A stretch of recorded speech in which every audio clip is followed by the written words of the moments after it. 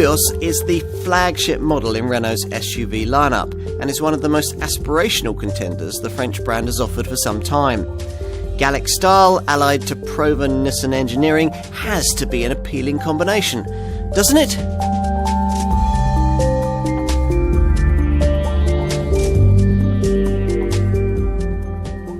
So, what have we here? A Korean-built, French-branded, Japanese-engineered, supersized crossover SUV that you've almost certainly never considered owning, but you possibly might quite like. Welcome to the Renault Koleos. It's strange to think that as recently as 2012, the Renault model lineup offered no SUVs whatsoever.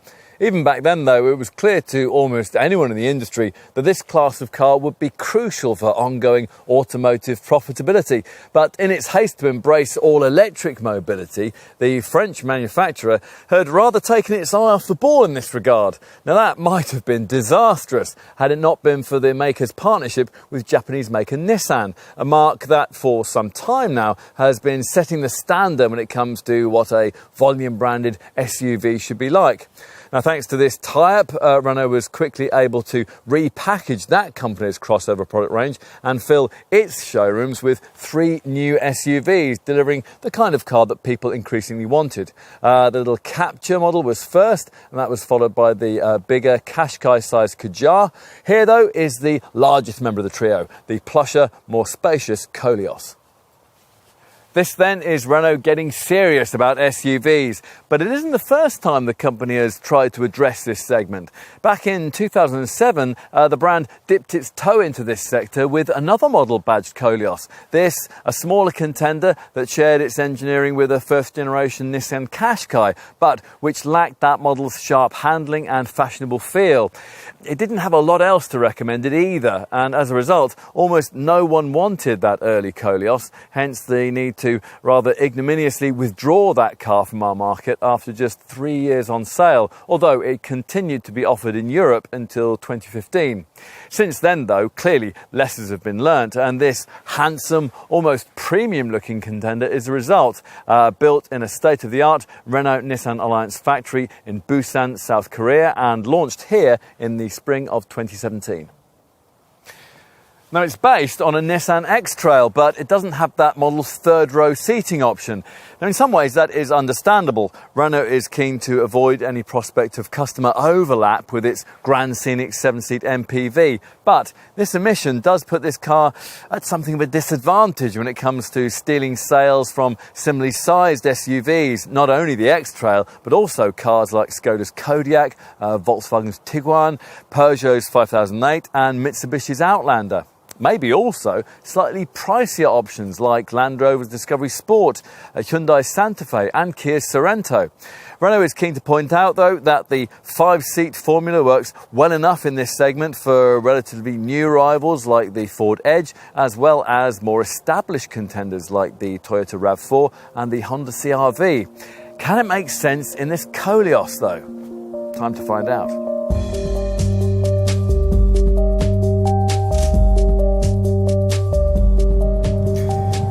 What do you expect an SUV like this to be? Comfortable, relatively quiet and possessed of decent pulling power? Well, these, almost any potential buyer's minimum requirements, are adequately dealt with by this Koleos. If you'd like more than that, though, you might need to manage your expectations a little. Buyers of crossovers typically don't have much interest in handling precision, and those choosing bigger, mid-sized, volume-branded SUVs of the sort that this model competes with are even less likely to want to throw their cars about. So Renault has engineered this contender accordingly. They've prioritised and they've achieved a very comfortable ride at speed, although it is one that can feel a little floaty over bigger undulations and one which occasionally struggles with potholes and more serious tarmac tears. Now, that setup also allows for rather an old-school style of body roll through the bends, and there's no adaptive suspension option available to enable you to try to control that. In keeping with all this, the steering's light, though at least it's precise, which should make the car easy to place at speed through tighter turns if you find yourself running late on the school run. Plus, of course, it's effortless around town. As for engines, well, there are two. They're both diesels, and neither of them are quite as refined as the comparable units provided by most obvious rivals. Renault offers a 163 bhp, 1.6-litre TCE turbo petrol power plant in other markets that would be better in this regard, and it says it could bring that unit here if there was demand for it, but we won't be holding our breath on that one. So, turning to the black pump fueled DCI units that you can have, things kick off with the 1.6-litre diesel variant that fronts up with 130 bhp and 320 Nm of torque, which can only be had with front-wheel drive and 6-speed manual transmission. Arguably, this is dynamically the sweetest of the Koleos derivatives. The lighter powertrain weight up front makes this entry-level version a slightly keener companion if frequent direction changes at speed are required. The 62 miles an hour sprint time, 11.4 seconds, is a second and a half slower than it would be in Renault's smaller Kadjar SUV powered by the same engine, but the 115 miles an hour top speed is very similar. We think most Koleos buyers, though, are going to want the 2-litre DCI derivative that we're trying here. Now, this engine is offered in no other Renault SUV, and it comes only mated to 4-wheel drive and fronts up with 175 bhp and 380 Nm of pulling power. So in other words, it'll be a better bet for long-distance highway driving, and it's respectably rapid too. 62 miles an hour takes 10.7 seconds en route to 126 mph. Buyers wanting to take advantage of the 2,000 kilo brake towing capacity that's common to all the manual model versions will certainly prefer the extra torque and traction of that pokier Koleos. But do bear in mind that this 2-litre Renault's towing capability will fall to just 1,650 kilos if you take up the option, which is exclusive to this 175 bhp variant of Auto Xtronic transmission. But that's one reason we'd suggest you think twice before paying extra for this self-shifting CVT Auto. Another is the fact that, like many similar belt-driven boxes of its type, this one is reluctant to respond instantly to rapid throttle demands, and that means that overtaking manoeuvres have to be planned with a modicum of care and forethought. Now, I mentioned 4-wheel drive. That's controlled by this little switch down here by your right knee and is the usual Nissan-derived all-mode 4x4i setup. As usual on such SUVs, it's a part-time system. The drive layout is one of those that keeps you in front-wheel drive most of the time, but it can instantly react to a loss of traction and send up to 50% of the drive to the rear wheels when that's necessary. Leave the setup in auto mode and it'll make all the decisions for you, but if you don't want to intervene, you can set the car to run only in 2-wheel drive, or you can put it in 4-wheel drive lock mode with 50% of power going to either end of the car, should you end up with your Koleos somewhere where you really shouldn't have ventured in the first place. In that scenario, you'll have a better chance of extricating yourself than some other crossovers would offer, thanks to a reasonable 210mm of ground clearance. It would probably be best, though, to leave the Serengeti to Ranulph Fiennes.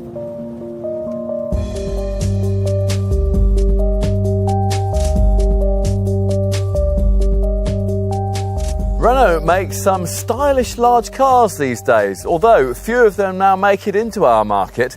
Here, in the form of a contender we do get, is proof of that. The Koleos taking its place as one of the sector's more elegant, volume-branded large SUVs. Actually, beneath the skin, the underpinnings are anything but supersized. This model's CMF Common Module Family platform is shared with the brand's smaller Kadjar SUV, which is based on Renault's compact Megane family hatch. Now, the Koleos doesn't look like anything else in the company's lineup. Well, not in this country anyway. The Espace and Talisman models that provided much of the aesthetic inspiration are limited to continental and eastern markets. From those contenders, this model inherited its prominent vertically orientated chrome grille, flanked by headlamps that can feature pure vision full LED technology, and which on all models feature signature C-shaped LED daytime running lights. A profile view displays muscular proportions, relatively low roofline, strong rear haunches and short overhangs. A bright chrome insert extends from the headlight across the full length of the wing to visually lengthen the bonnet, while side protective mouldings emphasise the rugged personality, and they separate wheel arches that house hefty two-tone coloured rims that can be 18 inches or, as in this case, 19 inches in size. At the rear, the high-set tail lamps are similar in style to those of the current Megane, while lower down, this chrome insert set into the lower part of the bumper draws the eye and emphasises the width of the car. This prominent central brand badge, the neat upper roof spoiler and the shark fin roof antenna all complete the effect.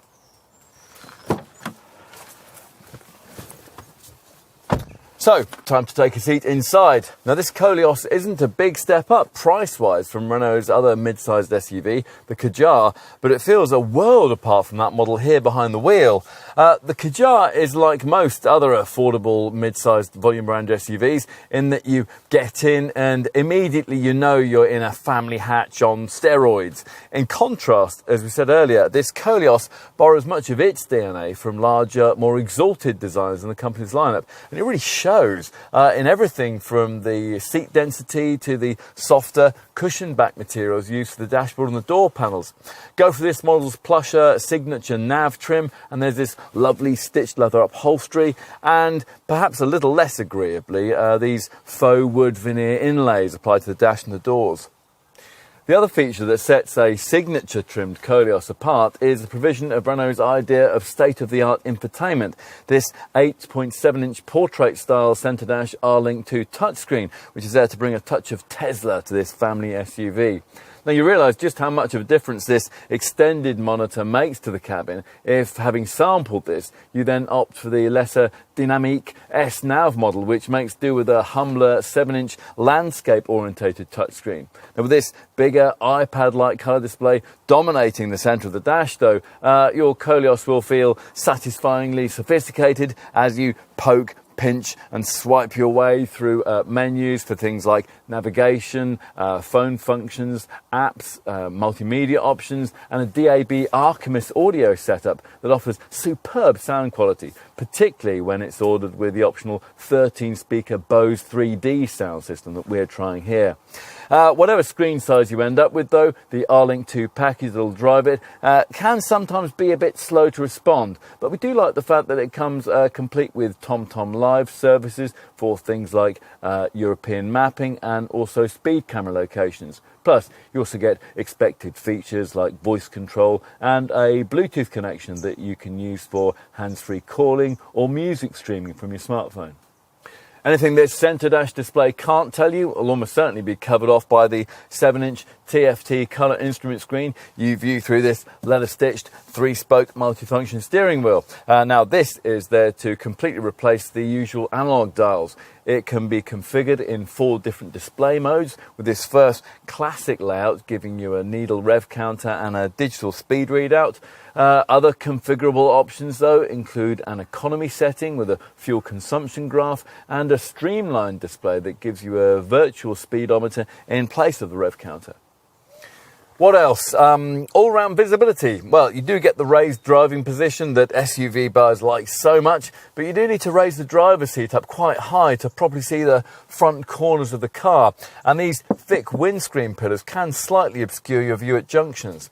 Fat rear pillars and small rear 3/4 windows mean that your view out of the back isn't ideal either, so it is just as well that all models come complete with all-round parking sensors and a rear view camera. Otherwise, though, the ergonomics appear to have been pretty well thought through. These cosseting seats with their gradually tapering backrest supports, they're very supportive, plus they feature heat and power adjustment on this top model, and they can be optionally cooled too. You adjust them in concert with this centre armrest, which can slide up to 80mm in either direction, and just ahead of that are stitched grab handles on either side of the centre console, providing something for your front seat passenger to hang on to should you get carried away by all that adventure-orientated marketing. Other nice touches that come as standard across the range include multicoloured ambient lighting and a front cup holder compartment that can be chilled or heated. Additional storage areas include this deep-lidded 7-litre box between the seats with its twin USB ports. Rather small door pockets though. There is a spacious 11-litre glove box, an overhead cubby for your sunglasses, and in front of the gear stick, a smartphone-sized tray complete with a 12-volt socket. Time to take a seat in the rear, and immediately there's further evidence of careful design. These doors, for example, open with one of the widest apertures in the class, and they've been sculpted in a way that protects the sills from soiling, so preventing passengers' clothes from getting dirty as they get in and out. Once inside, you'll find yourself in another part of this car that's a real step up from its Kadjar showroom stablemate. Now, whereas in that model, fitting in a family of 5 is a bit of a squeeze, here it's a breeze, courtesy of an extended CMF platform that gives this Koleos one of the longest wheelbase lengths in the class. This French brand's decision not to offer this SUV with 7 seats helps here, meaning this rear bench is relieved of the need to incorporate the third row access mechanism that basically the same design can include on a rival Nissan X-Trail.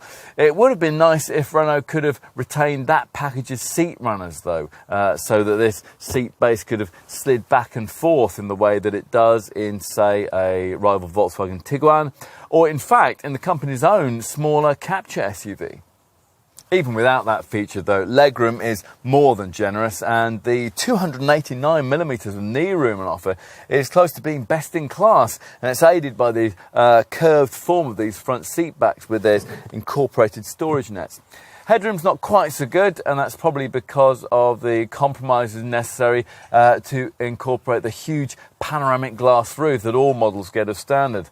You can't recline the seat backs to slightly improve that either. On the plus side though, this beautifully stitched centre armrest incorporates a useful couple of cup holders, and the potential for transporting 3 adults is enhanced by this low centre transmission tunnel. Just above that are twin USB ports and a 12-volt socket, so the kids' devices can be kept powered up. Finally, let's take a look in the boot. Now, you might reasonably expect this to be huge, given that this car's platform was originally designed for a Nissan X-Trail model that had to be capable of taking up to 3 seating rows. This tailgate is power operated in this top signature trim model, and it's one of those that you can activate with a swipe of your foot beneath the bumper. If key in pocket, you approach the Koleos laden down with bags. Inside, a 579-litre space is revealed. Now, that's quite a lot less than you'll get in equivalent versions of rivals like Volkswagen's Tiguan and Skoda's Kodiaq, but it's comparable with the Honda CR-V, Toyota RAV4 and Nissan X-Trail, bigger mid-sized SUVs that lots of potential buyers will also be looking at. This removable boot floor is positioned at the same height as the sill to form a flat base for the cargo area, and beneath it there's a compartmented tray for smaller items that you might want to keep out of sight. Now, you even get this if, as here, you specify the optional spare wheel that we don't think any SUV should be without. What else? Well, there are deep corner bins either side of the cargo floor. The left-hand one incorporates a useful 12-volt socket. There's also an optional boot liner that will help to keep this area tidy. The carriage of longer items, though, that's made more awkward by Renault's failure to provide either a ski hatch or a 40-20-40 split for the rear bench. Still, the one-touch folding mechanism that you activate via these cargo sidewall catches, that works well, and it frees up 1,795 litres of total carriage capacity.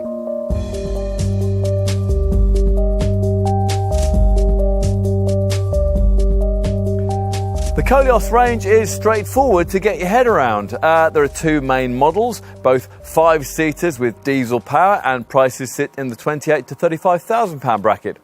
Choose from an entry-level 1.6-litre DCI 130 variant with front-wheel drive and a manual gearbox, or for a premium of just under £3,000, you could alternatively select the car that we've been testing here, a 2-litre DCI 175 derivative that only comes with four-wheel drive and which can be ordered with the £1,500 option of Auto Xtronic transmission. Now, most of the equipment that you'll need comes included with standard Dynamic S trim, but if you want more, £2,300 premium with either engine gets you the leather-lined Signature Nav spec that 60% of buyers tend to want. So let's give you some Renault-Nissan Alliance perspective on that pricing. Now, if you were to compare the entry-level 1.6-litre DCI 130 two-wheel drive Koleos to the next SUV down in Renault's range, the Kadjar, then you'll find that an equivalently spec'd version of this bigger model would cost you around £1,700 more. That seems reasonable. It isn't really relevant, though, to compare a Koleos against something Qashqai-sized. I mean, it's a bigger car than that. So a more pertinent comparison can be made against the SUV that this Koleos is based on, Nissan's X-Trail. Now, if you're looking at two-wheel drive and the 1.6-litre DCI engine, then you'll find that combination available in an X-Trail from around £25,000. But for a comparable spec with the base version of this Renault, you'd actually need the Nissan in mid-range Accenta trim, and that would cost you about £1,000 more than an entry-level Koleos Dynamic S. Switch to this 2-litre DCI 175 model, and with equivalent spec, the price difference between the two cars would widen to around £2,000 in this Renault's favour. The elephant in the room here, though, is the issue of 7 seats. Nissan offers them, Renault doesn't. Now, in some ways, that is understandable. In our market, Nissan doesn't have a 7-seat people carrier, so for them, there's no potential overlap with MPV sales in the way that there would be if this Renault were to offer the option of a third seating row. A Renault Grand Scenic would, after all, cost much the same as a 7-seat Koleos.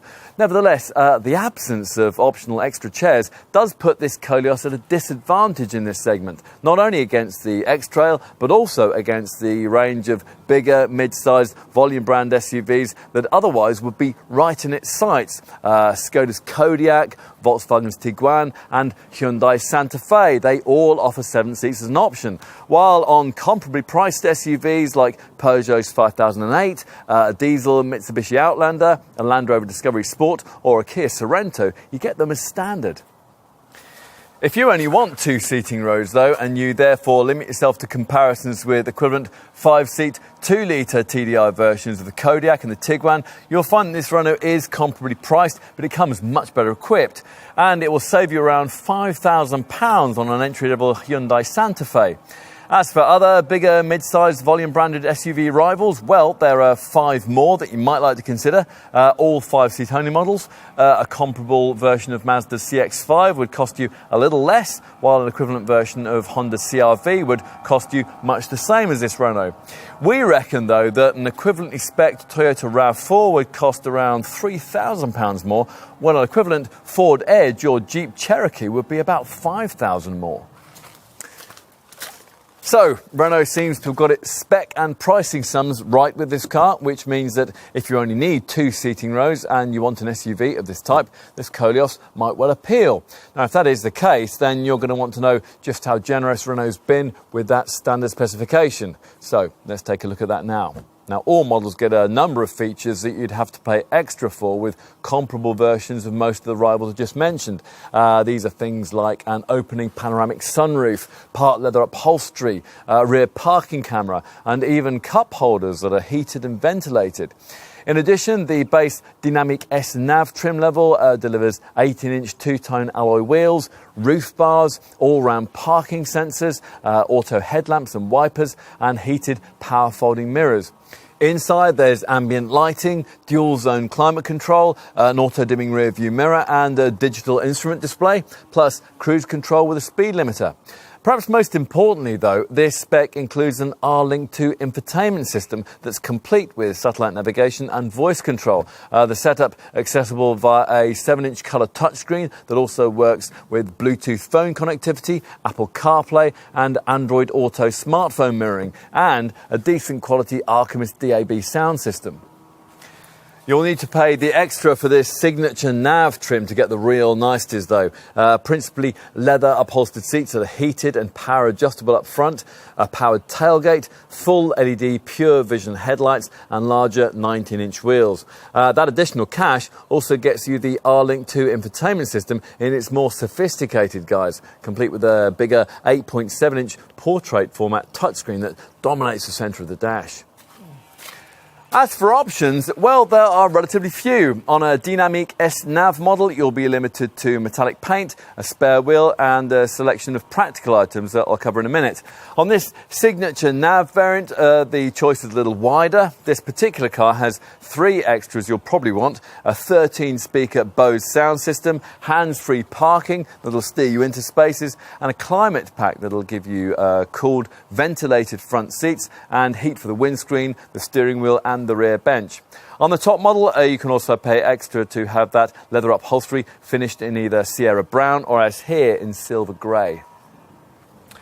As for those optional practicalities, well, you can specify side steps and protectors for the boot sills and the door sills, or you can get all those things bundled together as part of an adventure pack. There are the usual rubber mats and a couple of boot liner options that'll help to keep the cargo area tidy. One of these liners comes included as part of a pet pack, and that also incorporates a partition grille. You might also want chromed mirror covers, extra roof bars, a bespoke child seat, and brackets that'll take tablets and so keep the kids better occupied in the back. On to safety features. Now, like other Renaults, this one achieved a full 5-star Euro NCAP safety rating in independent tests. And these days, to get that, you have to have a pretty complete range of the latest camera-driven safety features. Hence the inclusion on all Koleos models of Renault's AEBS, that's Advanced Emergency Braking System. And that is one of those setups that works at low speeds to constantly scan the road ahead of you for accident hazards. If one's detected, you'll be warned. If you don't respond or you aren't able to, the brakes will automatically be applied to decrease the severity of any resulting accident. 4 other camera-driven safety features also make the team sheet with all models. Automatic high-low beam headlights that automatically dip for you at night in the face of oncoming traffic. A traffic sign recognition system that pictures road signs as you pass and displays them on the dash. A lane departure warning setup that warns dozy drivers who might be veering out of their lanes on the highway. And a blind spot warning system that at speed alerts you if you're dangerously pulling out to overtake. As for more conventional safety kit, well, all models get a tough, rigid body shell, and in it, front passengers are protected by 2 adaptive front airbags that inflate according to the type of impact and the occupant's position in the car. In addition, there are 2 lateral thorax shoulder airbags and 2 curtain airbags, plus the usual electronic assistance for braking, traction and stability control. Additional features include anti-whiplash head restraints, anti-submarining front seats, Isofix child seat fastenings, tyre pressure monitoring and hill start assist to stop you from drifting backwards on uphill junctions.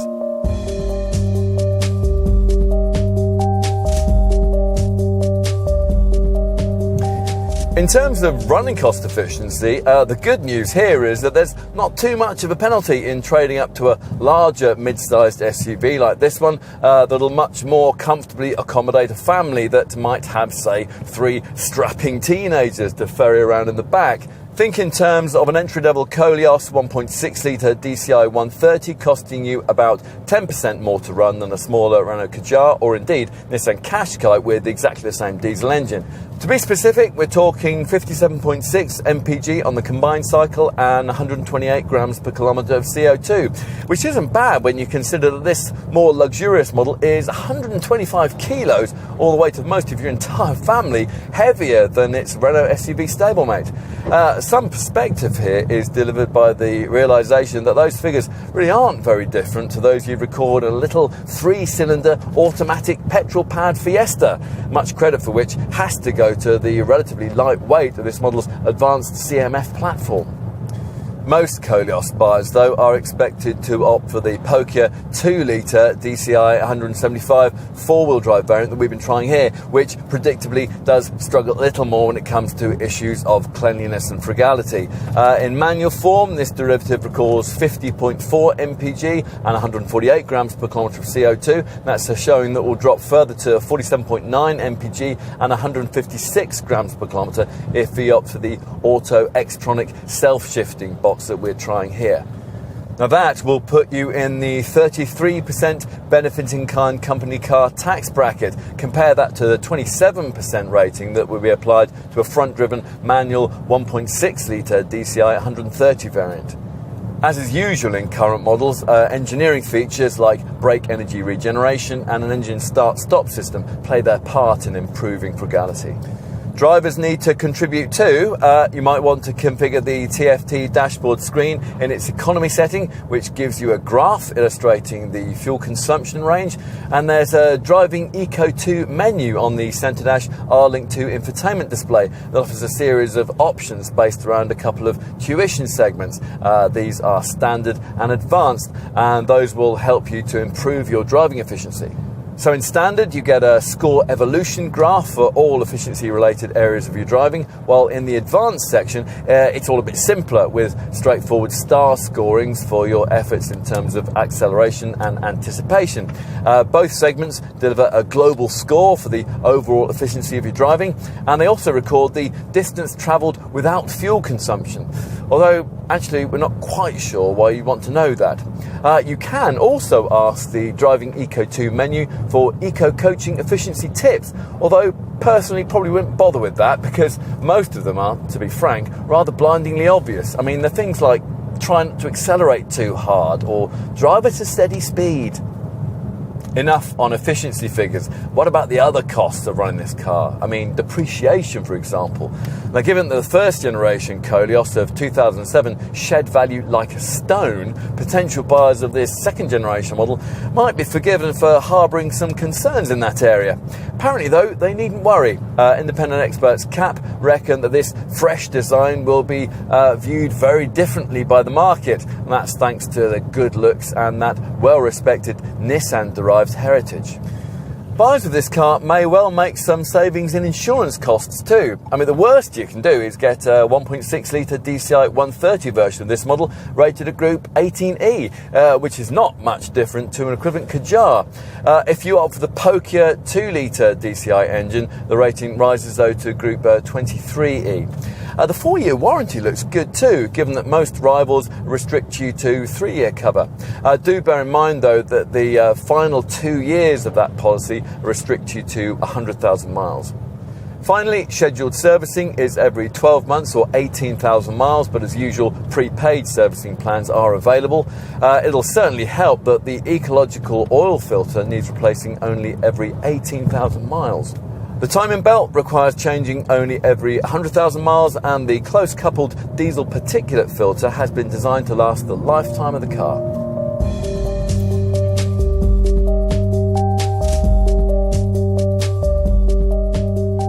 Normally these days, the reason why you supersize a family class Qashqai segment SUV is to give it 7 seats, but not always. Cars from this category, like Toyota's RAV4, Mazda's CX-5 and Honda CR-V, have sold in their global millions in 5-seat form, and here Renault has taken that formula and made it more spacious and luxurious.